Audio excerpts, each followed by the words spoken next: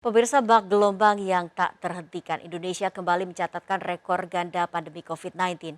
Dalam 24 jam terakhir, Satgas Penanganan COVID-19 mencatat tambahan lebih dari 34 ribu kasus baru dengan angka kematian mencapai 1.000 jenazah lebih per hari. Bak hantaman gelombang yang tak terhenti, kasus COVID-19 di Indonesia terus menunjukkan lonjakan.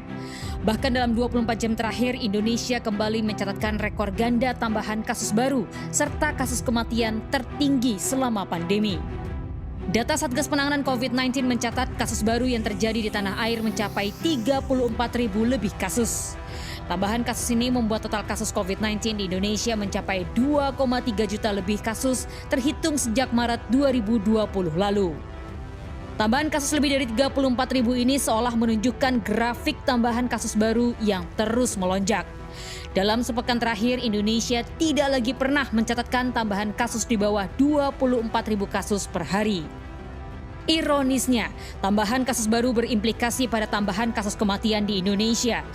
Dalam 24 jam Indonesia mencatat lebih dari 1.000 kasus kematian tertinggi sejak pandemi.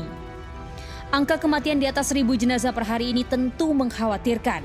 Pasalnya torehan angka kematian ini menempatkan Indonesia berada di urutan kedua angka kematian tertinggi di dunia, setingkat di bawah Brazil. Angka kematian di Indonesia bahkan lebih tinggi dibandingkan dengan India yang sempat menghadapi gelombang tsunami COVID-19. Rekor ganda ini tentu bukan prestasi yang patut dibanggakan, melainkan cerminan betapa perlawanan terhadap pandemi masih jauh dari asa segera berakhir.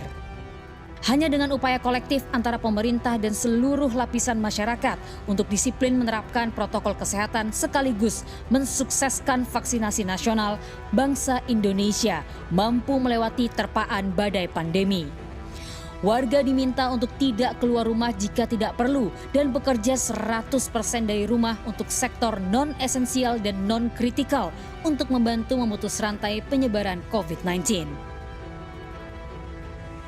Tim Liputan melaporkan.